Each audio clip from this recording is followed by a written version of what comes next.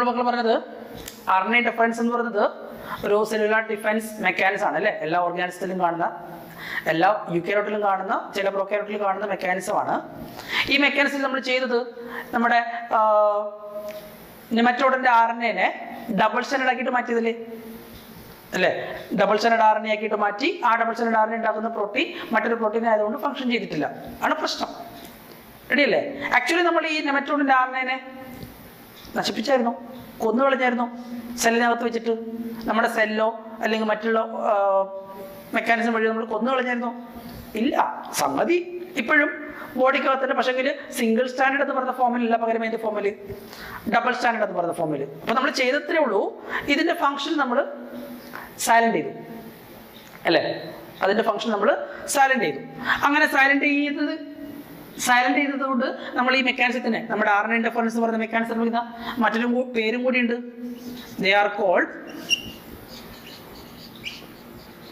gene silencing method. Right. Here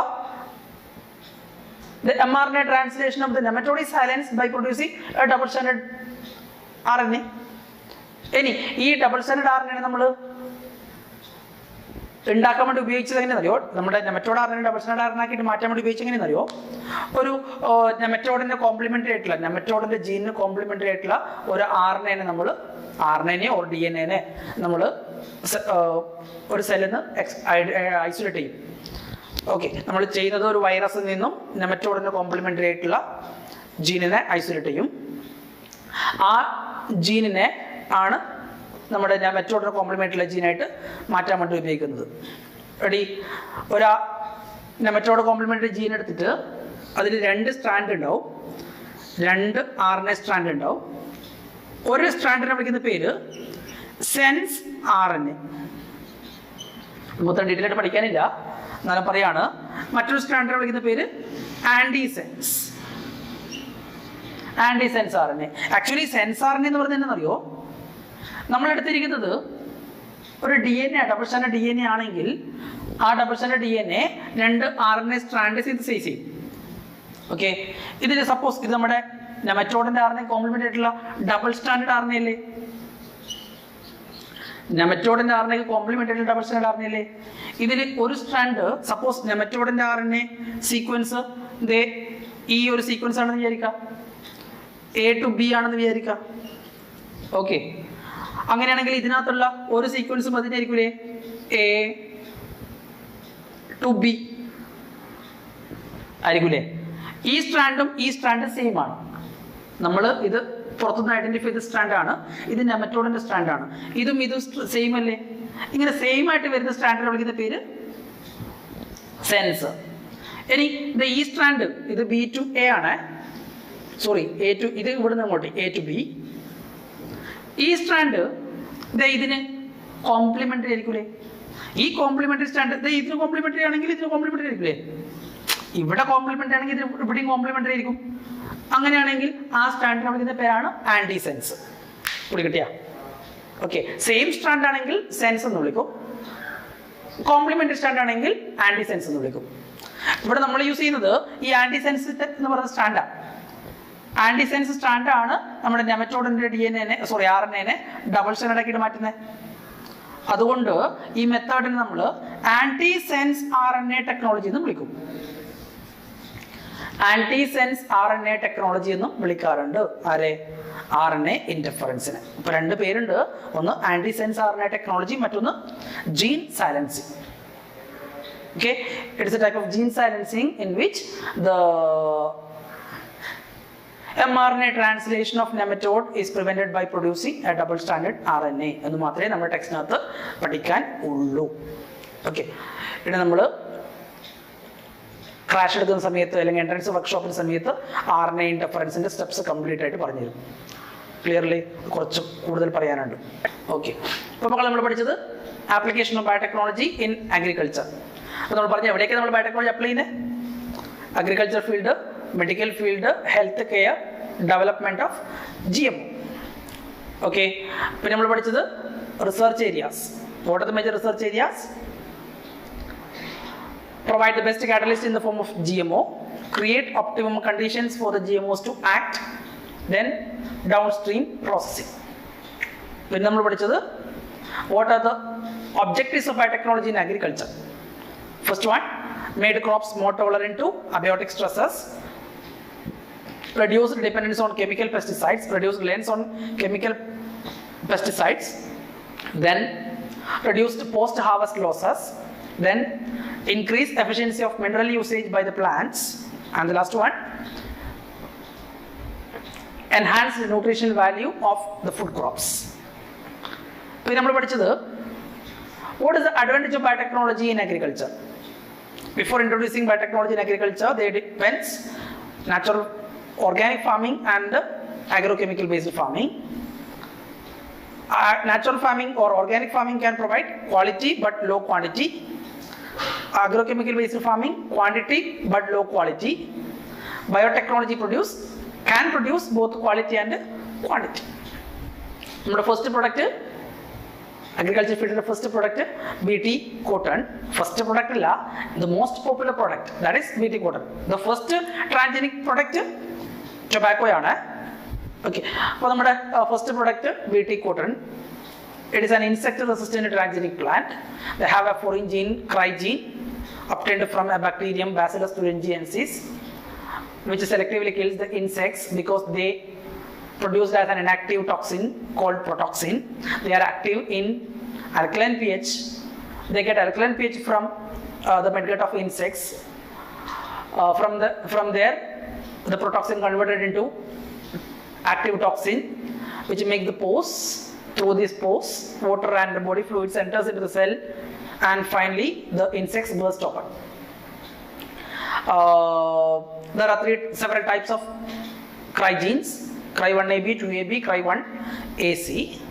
Then cry 1AB resist corn borers, 2AB 1AC resist cotton boll worms.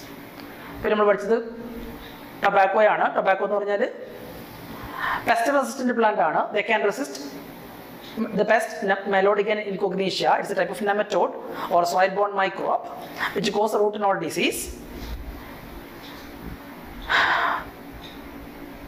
It can be controlled by a biotechnological method that we call the RNA interference. It's a type of gene silencing in which the mRNA translation of nematode is prevented by producing a double-stranded RNA. Okay. Here we will study application in the field of medicine. Application in medical field. Application of biotechnology in medical field. Medical field, we have products. Products in the medical field. Okay. Biotechnology, there are products in the medical field. There are 12 products in India. Medical field is medical field is important product genetically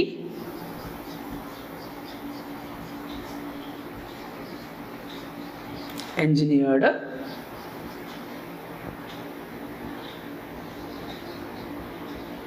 insulin. Genetically engineered insulin. Okay. We have genetically engineered insulin. Genetically engineered is microbes insulin. What is insulin? Genetically engineering. What is insulin? Insulin is a hormone, right? It is a hormone produced by beta cells. Where are the beta cells?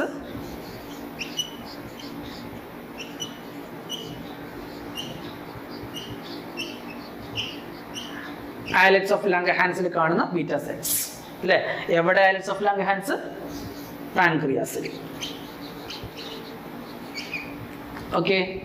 Pancreas in there, islets of Langerhans beta cells are insulin hormone.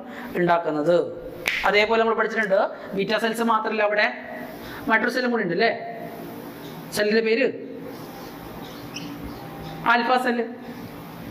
Okay, alpha സെല്ലിന്റെ പ്രത്യേകത they produce another hormone that we call glucagon. നമ്മൾ first ഇയറിൽ പഠിച്ചിട്ടുണ്ട്, chemical coordination എന്ന് പറഞ്ഞ ചാപ്റ്ററിൽ സുവോളജിയിൽ പഠിച്ചിട്ടുണ്ട്. Beta സെൽസിന്റെയും alpha സെൽസിന്റെയും ഒക്കെ ഫംഗ്ഷൻ, അവരുണ്ടാക്കുന്ന ഹോർമോണിന്റെ ഫംഗ്ഷൻ. ഓക്കെ, ഗ്ലൂക്കോഗോൺ എന്ന് പറയുന്ന ഹോർമോണിന്റെ ഫംഗ്ഷനും ബീറ്റാ സെൽസിന്റെ ഹോർമോൺ, ബീറ്റാ സെൽസിലെ ഇൻസുലിൻ എന്ന് പറയുന്ന ഹോർമോണിന്റെ ഫംഗ്ഷനും നമ്മൾ പഠിച്ചിട്ടുണ്ട്. ആദ്യം നമുക്കറിയേണ്ടത് what is the function of insulin?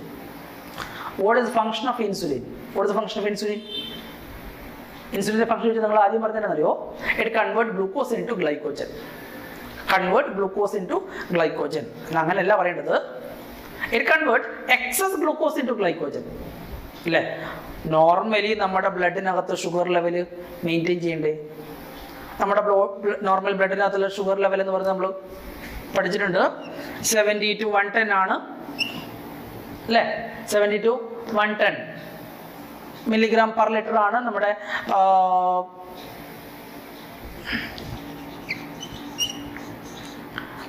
Blood sugar level എന്ന് പറയുന്നത്. ഓക്കെ, ഈ പറഞ്ഞ എമൗണ്ടിലും കൂടുതൽ വരുമ്പോഴല്ലേ ഗ്ലൈക്കോജനായിട്ട് സ്റ്റോർ ചെയ്യണ്ടേ ഗ്ലൂക്കോസിനെ? ഇനി ഇത്രയില്ല, തീരെ കുറവാണ് എന്ന് ആ സമയത്ത് ഗ്ലൈക്കോജനായിട്ട് സ്റ്റോർ ചെയ്യേണ്ട ആവശ്യമുണ്ടോ? ഇല്ല. ഓക്കെ, അപ്പൊ എക്സസ് ഗ്ലൂക്കോസിനെ ഗ്ലൈക്കോജനായിട്ട് കൺവേർട്ട് ചെയ്യുന്ന ഹോർമോണാണ് ഇൻസുലിൻ എന്ന് പറയുന്നത്.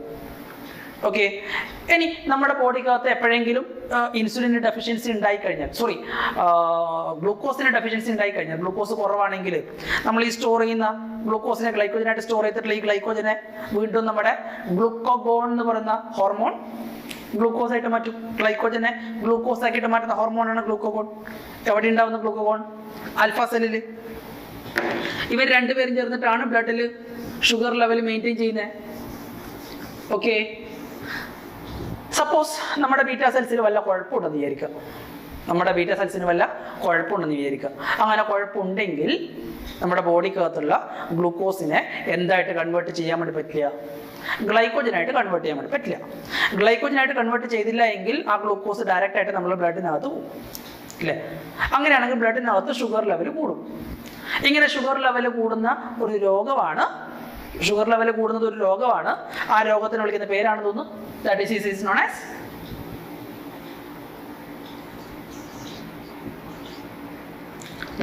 called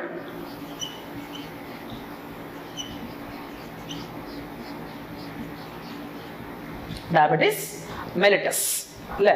ഡയബറ്റിസ് മെലിറ്റസ് എന്ന് വിളിക്കും. ഈ ഡയബറ്റിസ് മെലിറ്റസ് എന്ന് പറയുന്ന രോഗം ഉണ്ടാവാനുള്ള കാരണം നമ്മുടെ പാൻക്രിയാസിലെ ബീറ്റാ സെൽസിലുള്ള കുഴപ്പമാണ്. ഓക്കെ, ബീറ്റാ സെൽസിലുള്ള ജീൻസിനുള്ള കുഴപ്പമാണ് ഡയബറ്റിസ് മെലിറ്റസ് എന്ന് പറയുന്ന രോഗം ഉണ്ടാക്കുന്നത്. ഈ രോഗം ഇപ്പൊ റീസെന്റ് ആയിട്ട് വന്ന രോഗമൊന്നുമല്ല അല്ലേ. നമ്മുടെ കൊറോണ പോലെ 2020 വന്ന രോഗമൊന്നുമല്ല. ഈ ഡയബറ്റിസ് മെലിറ്റസ് എന്ന് പറയുന്നത് പണ്ട് മുതൽക്കേ ഉള്ള രോഗം. റൈറ്റ്. അങ്ങനെ പണ്ട് മുതൽക്കേ എന്ന് പറഞ്ഞാൽ നമ്മുടെ ബയോടെക്നോളജി എന്ന് പറയുന്ന കൺസെപ്റ്റ് വന്നിട്ട് വളരെ കുറച്ചേ ആയിട്ടുള്ളൂ. ഓക്കെ, ഒരു 1960 ശേഷമാണ് ഈ പ്രോസസ്സ് തുടങ്ങിയത്. ഒരു 1980 ഈ സാധനം വളർന്നത്. അങ്ങനെയാണെങ്കിൽ വളരെ റീസെന്റ് ആയിട്ടാണ്. അതിന് മുൻപേയും ഈ പറഞ്ഞ ഡയബറ്റിസ് മെലിറ്റസ് എന്നുള്ള രോഗമില്ലേ. അപ്പൊ ആ സമയത്ത് ഇതിനുള്ള ട്രീറ്റ്മെന്റ് എങ്ങനെയാണ്? ഇപ്പൊ നമ്മൾക്ക് മാർക്കറ്റിൽ ഇൻസുലിൻ വാങ്ങിക്കാനൊക്കെ ഉണ്ട്. പണ്ട് ഇതിനുള്ള ട്രീറ്റ്മെന്റ് എങ്ങനെയാ? ഓക്കെ, പണ്ട് മുതൽക്കുള്ള ട്രീറ്റ്മെന്റ് അന്നേരവും ഇൻസുലിൻ ഇഞ്ചെക്ട് ചെയ്യുക തന്നെയാണ് പരിപാടി അല്ലേ.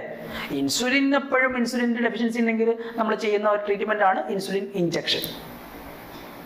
ഓക്കെ, അതിൻ്റെ ഒരു ചോദ്യം കൂടിയുണ്ട്, നിങ്ങൾ കണ്ടുപിടിച്ചിട്ടാണ് ഡിസ്കഷൻ സമയത്ത് പറഞ്ഞാൽ മതി കേട്ടോ. ഇൻസുലിൻ എന്ന് പറയുന്നത് നമ്മൾ സാധാരണ ഇതിൽ ട്രീറ്റ് ചെയ്യുന്നത്, ഇൻസുലിൻ ഡെഫിഷ്യൻസി ഉണ്ടെങ്കിൽ, ഡയബറ്റിസ് മെലിറ്റസ് ഉണ്ടെങ്കിൽ നമ്മൾ ചെയ്യുന്നത് ഇൻസുലിനെ ഇഞ്ചെക്ട് ചെയ്യുക അല്ലേ. സിറിഞ്ച് വെച്ചിട്ട് ഇഞ്ചെക്ട് ചെയ്യുക. എനിക്ക് ഇഞ്ചക്ഷൻ ഭയങ്കര പേടിയാന്ന് വിചാരിക്കുക. ഇഞ്ചക്ഷൻ അടിക്കുന്നത് ഭയങ്കര പേടിയാണ്. ചിലപ്പോൾ ഇഞ്ചക്ഷൻ അടിക്കാനൊക്കെ വന്നാൽ ഞാൻ ചിലപ്പോൾ അറ്റാക്ക് വന്ന് ചത്തുപോയെങ്കിലോ. അതുകൊണ്ട് എനിക്ക് ഇഞ്ചക്ഷൻ വേണ്ട. പക്ഷെങ്കിൽ ഇൻസുലിൻ കുത്തിവെച്ചല്ലേ പറ്റൂ. ഞാൻ പറയുന്നു എനിക്ക് ഇൻസുലിൻ കുത്തിവെക്കണ്ട, ഞാനത് തന്നാൽ കുടിച്ചോളാം, അല്ലെങ്കിൽ അതിൻ്റെ ക്യാപ്സ്യൂൾ തന്നാൽ ഞാൻ കഴിച്ചോളാം, എനിക്കൊരിക്കലും കുത്തിവെക്കാൻ വേണ്ടി പാടില്ല. അങ്ങനെ ചെയ്യാറുണ്ടോ?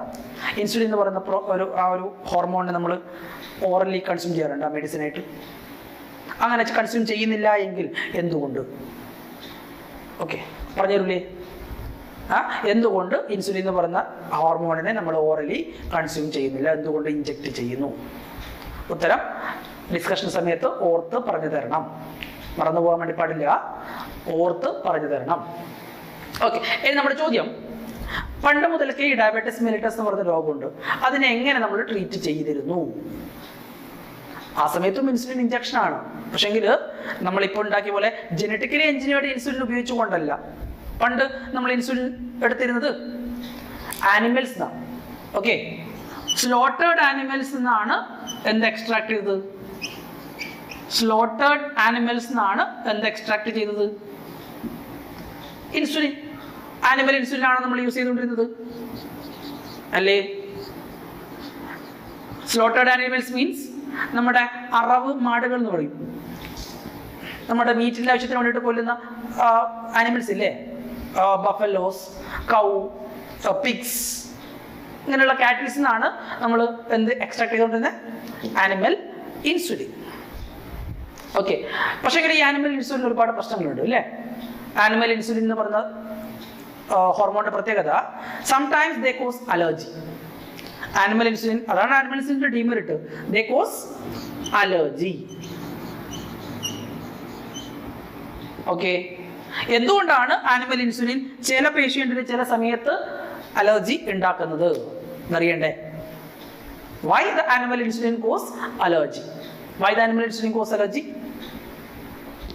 Why the animal insulin cause allergy? From where the insulins are extracted in ancient period? From slaughtered cattle, slaughtered animals like cow, buffaloes, pigs, etc.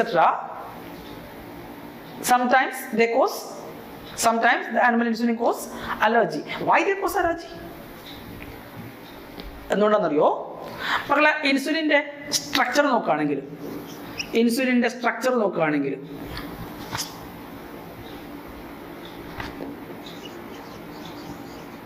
Insulin എന്ന് പറയുന്ന ഹോർമോണിന്റെ സ്ട്രക്ചർ നോക്കുകയാണെങ്കിൽ അതിന് ഡെവലപ്മെന്റ് നടക്കുമ്പോൾ 2 സ്റ്റേജിലായിട്ടാണ് ഡെവലപ്മെന്റ് നടക്കുക. 2 സ്റ്റേജ് ഉണ്ട് ഇൻസുലിൻ ഡെവലപ്മെന്റിന്. ഫസ്റ്റ് സ്റ്റേജിനെ വിളിക്കുന്ന പേര് pro hormone അല്ലെങ്കിൽ പ്രോ ഇൻസുലിൻ എന്ന് വിളിക്കും. ഓക്കെ, രണ്ടാമത്തെ സ്റ്റേജിനെ വിളിക്കുന്ന പേരാണ് മെച്യൂർ ഹോർമോൺ അല്ലെങ്കിൽ ഇൻസുലിൻ. ഓക്കെ, അപ്പൊ 2 സ്റ്റേജ് ഉണ്ട്, ഒന്ന് പ്രോ സ്റ്റേജും മറ്റൊന്ന് മെച്യൂർ സ്റ്റേജും. റെഡിയാണോ?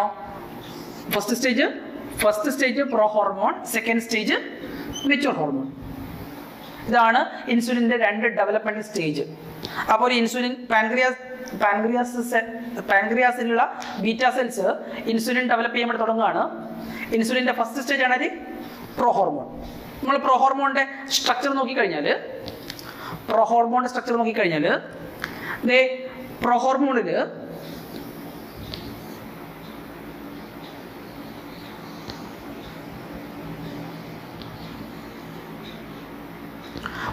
നോക്കിക്കഴിഞ്ഞാൽ ഇതിനകത്ത് 3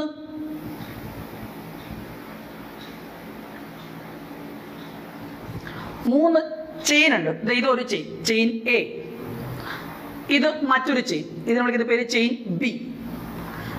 ഇതിന്റെയും നടുക്ക് കാണുന്നത് ഇത് ചെയിൻ സി. ഓക്കെ അല്ലേ? അപ്പൊ ഇത് ചെയിൻ എ. ഓക്കെ, ഇത് ചെയിൻ ബി. നമ്മളിങ്ങനെ തിരിച്ചറിയാൻ വേണ്ടിയിട്ടാണ് ഇങ്ങനെ ഷെയ്ഡ് ചെയ്തത്. നിങ്ങൾക്ക് ഏത് കളർ കൊണ്ട് ഷെയ്ഡ് ചെയ്യാം. ഇത് ചെയിൻ ബി. ഈ അടിയിൽ കാണുന്ന ഈ സാധനമാണ് ചെയിൻ സി. ഓക്കെ, ഇവിടെ ഈ എ ചെയിനെയും ബി ചെയിനെയും, എയിനെയും ബിയിനെയും ഇതുപോലൊരു ബോണ്ട് വെച്ച് കണക്ട് ചെയ്തിട്ടുണ്ട്. എന്ത് ബോണ്ട്? S bond. വിളിക്കുന്ന പേര് സൾഫൈഡ് ബോണ്ട്.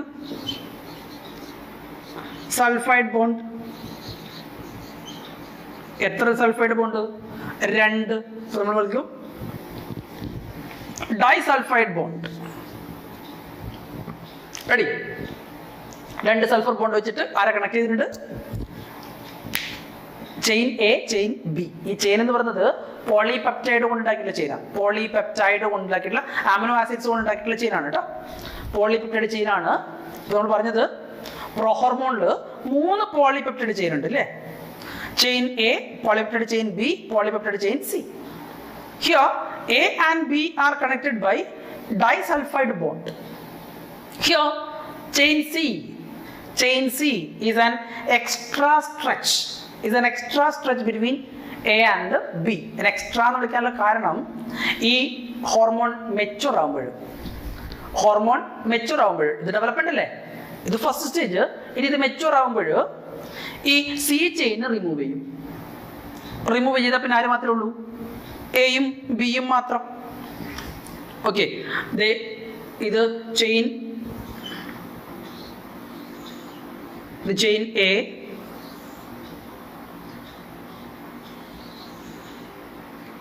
ഇത് chain B. Here chain A and B are connected by disulphide bond. റെഡിയാണ്? ഇത് എ ചെയിൻ, ഇത് ബി ചെയിൻ.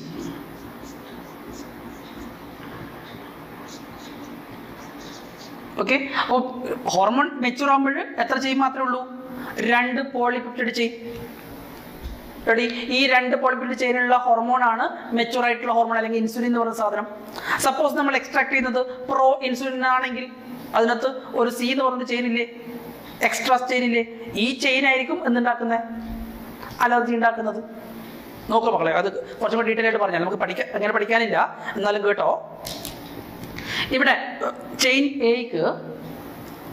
എക്ക് 21 അമിനോ ആസിഡ്സ് ആണ് ഉള്ളത്. Polypeptide chain A made up of 21 amino acids. Chain B is made up of 30 amino acids. Chain C is made up of 33 amino acids. അങ്ങനെ total amino acids 51 plus 33 84 അല്ലേ? 84 amino acids ഉള്ള structure ആണ് pro insulin. ഇനി ഇത് mature ആകുമ്പോൾ ഇവിടെ കാണുന്നത് എയിൽ 21, ഇവിടെ 30 ഈക്വൽ 51 അല്ലേ? ആക്ച്വലി 51 അമിനോ ആസിഡ്സ് ആണ്, 51 അമിനോ ആസിഡ് ആണ് ഒരു മെച്യൂർ ആയിട്ടുള്ള ഇൻസുലിൻ ഉണ്ടാവേണ്ടത്. ഇവിടെ എത്രയുണ്ട്? 84 ഉണ്ട്. അങ്ങനെയാണെങ്കിൽ ഈ 33 അമിനോ ആസിഡ്സും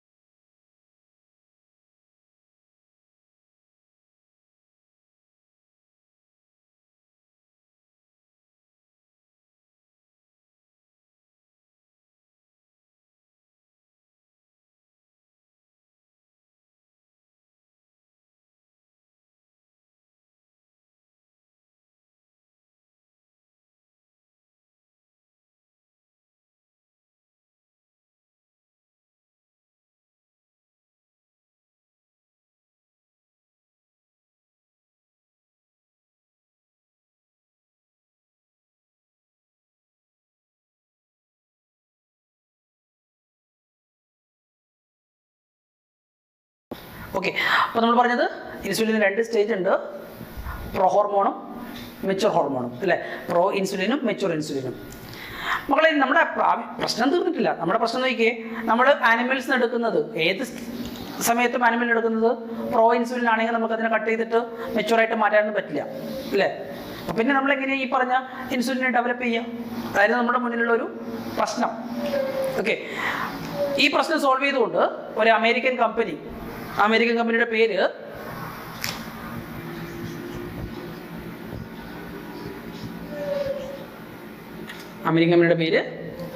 എലി ലില്ലി എന്ന് പറയുന്ന American company 1983 first genetically engineered insulin develop ചെയ്തു. എങ്ങനെ ഡെവലപ്പ് ചെയ്തെന്ന് അറിയോ? ഒരു ഹ്യൂമന്റെ പാൻക്രിയാസിൽ നിന്നും ജീനിനെ എക്സ്ട്രാക്ട് ചെയ്തത് ഈ എ എന്ന് പറയുന്ന പോളിപെപ്റ്റൈഡില്ലേ, എ എന്ന് പറയുന്ന പോളിപെപ്റ്റൈഡ് ഉണ്ടാക്കുന്നത് ഒരു ജീനായിരിക്കും, ബി എന്ന് പറയുന്ന പോളിപെപ്റ്റൈഡ് ഉണ്ടാക്കുന്നത് മറ്റൊരു ജീനായിരിക്കും അല്ലേ? അപ്പോൾ ഇവർ ചെയ്തത് എ എന്ന് പറയുന്ന പോളിപെപ്റ്റൈഡ് ഉണ്ടാക്കുന്ന ജീനിനെയും ബി എന്ന് പറയുന്ന പോളിപെപ്റ്റൈഡ് ചെയിൻ ഉണ്ടാക്കുന്ന ജീനിനെയും സെപ്പറേറ്റ് ആയിട്ട് എക്സ്ട്രാക്ട് ചെയ്തു. ഓക്കെ, എ ജീനെയും ബി ജീനെയും എക്സ്ട്രാക്ട് ചെയ്തു. എന്നിട്ട് ഈ രണ്ട് ജീനിനെയും എ ജീനിനെ ഒരു ബാക്ടീരിയത്തിനകത്തേക്ക് ട്രാൻസ്ഫർ ചെയ്തു. ഏത് ബാക്ടീരിയത്തേക്ക്? എസ്ചെറിഷ്യ കോളൈ എന്ന് പറയുന്ന നമ്മുടെ ഈ കോളൈ ബാക്ടീരിയത്തേക്ക് ട്രാൻസ്ഫർ ചെയ്തു. അതേപോലെ ബി ജീനിനെ അണ്ടർലൈൻ ചെയ്യുന്നതാണ്. Okay, A gene, this is the B gene. Okay, B polypeptide ഉണ്ടാക്കുന്ന ജീനിനെ മറ്റൊരു ബാക്ടീരിയത്തേക്ക് ട്രാൻസ്ഫർ ചെയ്തു. അടി ഈ രണ്ട് ബാക്ടീരിയനെയും നമ്മൾ ഒരു ന്യൂട്രിയൻ മീഡിയത്തിൽ കൾച്ചർ ചെയ്തു, നമ്മുടെ ബയോറിയാക്ടറിൽ ഇട്ടിട്ട് കൾച്ചർ ചെയ്തു. ക്ലിയർ അല്ലേ? അങ്ങനെ കൾച്ചർ ചെയ്യുമ്പോൾ നമ്മൾ പഠിച്ചിട്ടുണ്ട്, നമ്മുടെ ബയോടെക്നോളജി പ്രത്യേകത, നമ്മുടെ ഫോറിൻ ജീൻ നമ്മൾ ഹോസ്റ്റിനകത്ത് ട്രാൻസ്ഫർ ചെയ്തിട്ട് കൾച്ചർ ചെയ്യുമ്പോൾ ഫോറിൻ ജീൻ്റെ പ്രോഡക്റ്റ് കിട്ടൂലേ? Here the foreign gene is the gene B. അങ്ങനെയാണെങ്കിൽ നമുക്ക് എന്ത് കിട്ടും? പോളിപെപ്റ്റൈഡ് ചെയിൻ ബി കിട്ടില്ലേ? ഇവിടെ നമ്മുടെ ജീൻ ആരാ? A gene. അങ്ങനെയാണെങ്കിൽ നമ്മുടെ product polypeptide chain A.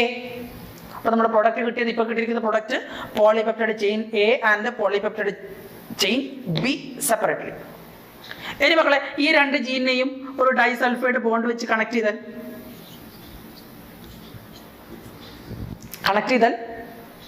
That is the mature insulin അല്ലേ? മെച്യൂർ ഇൻസുലിന്റെ സ്ട്രക്ചർ അല്ലേ? They have two polypeptide chains A and B connected by a disulphide bond. Here also the chain A, chain B. അപ്പോൾ nutrient മീഡിയത്തിൽ നിന്ന് separate ആയിട്ട് polypeptide chain എനെയും ബിനെയും isolate ചെയ്തു. ഈ ഐസൊലേറ്റ് ചെയ്ത പോളിപെപ്റ്റൈഡ് ചെയിൻസിനെ തമ്മിൽ ഒരു ഡൈസൾഫൈഡ് ബോണ്ട് വെച്ച് കണക്ട് ചെയ്തു. ഓക്കെ, എപ്പോഴാണോ ആവശ്യമുള്ള സമയത്തൊക്കെ നമ്മൾ ഇതുപോലെ കണക്ട് ചെയ്യും. അങ്ങനെ കണക്ട് ചെയ്യുമ്പോൾ നമുക്ക് എന്ത് കിട്ടും? മെച്യൂർ ഇൻസുലിൻ കിട്ടും. ഇങ്ങനെ ഇവർ ഡെവലപ്പ് ചെയ്ത മെച്യൂർ ഇൻസുലിനെ അവർ വിളിച്ച പേരാണ്, അവർ മാർക്കറ്റ് ചെയ്തത് എങ്ങനെയാണെന്നറിയോ? ആ മാർക്കറ്റ് ചെയ്ത ഇൻസുലിന്റെ പേര് ഹ്യൂമുലിൻ. Humulin means human originated genetically engineered insulin. Okay, human originated genetically engineered insulin, that is humulin. Okay, ഇതാണ് നമ്മളിപ്പോൾ മാർക്കറ്റിൽ നിന്ന് വാങ്ങിക്കുന്ന ആർട്ടിഫിഷ്യൽ ഇൻസുലിൻ എന്ന് പറയുന്നത്, ജനറ്റിക്കലി എഞ്ചിനീയർഡ് ഇൻസുലിൻ എന്ന് പറയുന്നത്. ആക്ച്വലി ആ ഇൻസുലിൻ എന്ന് പറയുന്നത് ആരുടെ ബോഡിക്കകത്ത് തന്നെ ഉണ്ടാക്കിയതാ? നമ്മുടെ ബോഡിക്കകത്തുള്ള പാൻക്രിയാസിനകത്തുള്ള ബീറ്റാ സെൽസിലുള്ള ജീൻസ് ഉപയോഗിച്ചുകൊണ്ട് ഡെവലപ്പ് ചെയ്തിട്ടുള്ള ഇൻസുലിൻ ആണ് ഹ്യൂമുലിൻ. ഈ ഹ്യൂമുലിൻ എയും ബിയും ചെയിൻ മാത്രമുള്ള ഹ്യൂമുലിൻ അലർജി ഉണ്ടാക്കുമോ? ഇല്ല, കാരണം അവർക്ക് എക്സ്ട്രാ സ്ട്രെച്ച് ഇല്ല. ക്ലിയർ ആണോ? അങ്ങനെയാണെങ്കിൽ ഹ്യൂമുലിന്റെ പ്രത്യേകത അല്ലെങ്കിൽ ജനറ്റിക്കലി എഞ്ചിനീയർഡ് ഇൻസുലിന്റെ പ്രത്യേകത, it never cause allergy. Clear ആണ്? ഇനി എങ്ങനെ ഹ്യൂമുലിൻ ഡെവലപ്പ് ചെയ്തു നമ്മൾ നോട് പറയുന്നു. Which company produce humulin? The company, American company Eli Lilly. Then how the company prepared humulin? They were isolated the genes corresponding to polypeptide chain A and polypeptide chain B separately from the human pancreas. and these were transferred into different E. coli. These E. coli were cultured in different nutrient medium.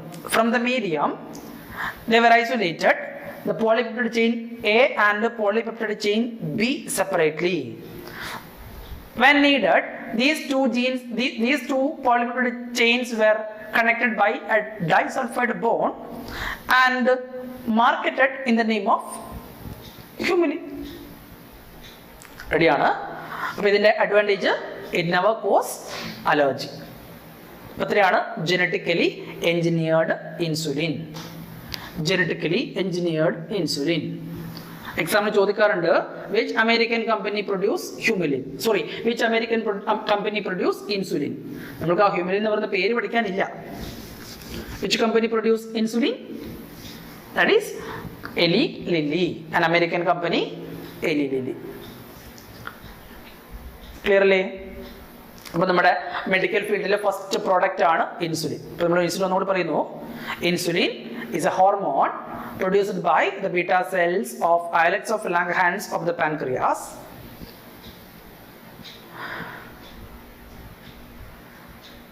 It converts excess glucose into glycogen. The deficiency of insulin causes diabetes mellitus. In earlier times, the treatment for diabetes mellitus was insulin injections obtained from slaughtered cattle. Animal insulin causes allergy for some patients because the development of insulin consists of two stages, pro-insulin and mature insulin. The pro-insulin or pro-hormone consists of three polypeptide chains A, B and polypeptide chain C. Here A and B are connected by a disulfide bond and C is an extra stretch between A and B. When the prohormone mature, the C chains were removed. So the mature hormone consists of only two chains, chain A and chain B connected by a disulfide bond. So the American company isolated the genes corresponding to polypeptide chain A and B separately from human pancreas, and these two genes were transferred into different E. coli. These E. coli were cultured in a nutrient medium for producing polypeptide chain A and B separately. When they needed, the polypeptide chain A and B are isolated and are connected by a disulfide bond, and it is marketed in the name of humulin by an American company called Eli Lilly in 1983. ഇത്രയാണ് genetically engineered insulin. അപ്പോൾ നമ്മുടെ first product കഴിഞ്ഞു. Medical ഫീൽഡിലുള്ള first product കഴിഞ്ഞു.